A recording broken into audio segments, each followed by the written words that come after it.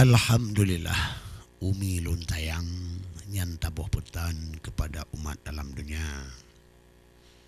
Tapi benda depa wahai urakan nyan tabuh petan hadis Sayyidina. Oh han patih lagi Umi bayang. Ingat hari subang, oh akhi mata. Yo mata jino si mundo macam. Oh akhi subang jatuh tentara. Belang padang macam gurih rakyat megado. Hana masih draw yang rumih buka. Menyuna amalan tengok tak kandung. Tuhan beri payung di padang macam. Menyuhana amalan tengok tak kandung. Hana pelindung Allah Ta'ala. Belang padang macam hana bak kaya. Damo merere daru imata.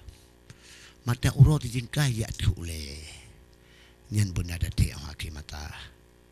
Maka gepegah mati-mati kedayo mati.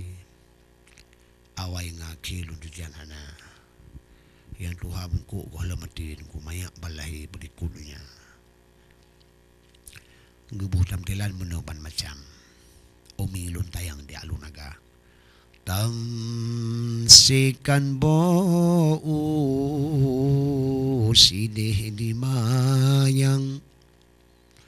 Ada boh leping pirat udonya getanya udep hana pu bimbang pasti tariwang baasai mula asai batano mu kedano Tuhan pudengo belang padang manca oh lege bangkit wahai orakan ada kuburan tinan sedara yang ladum nabaje yang ladum pitan kebita sayang otanging rupa.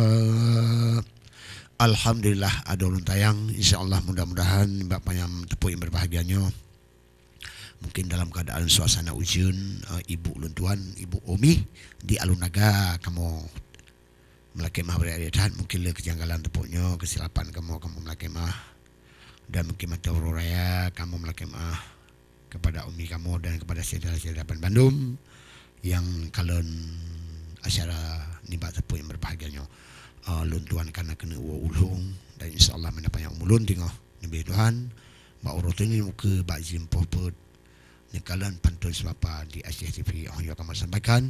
Wassalamualaikum warahmatullahi wabarakatuh. Allah jangan diurung nyan kerja abang jaba ube aku diri kau berjalan kaman nyan yuka aye yuka raya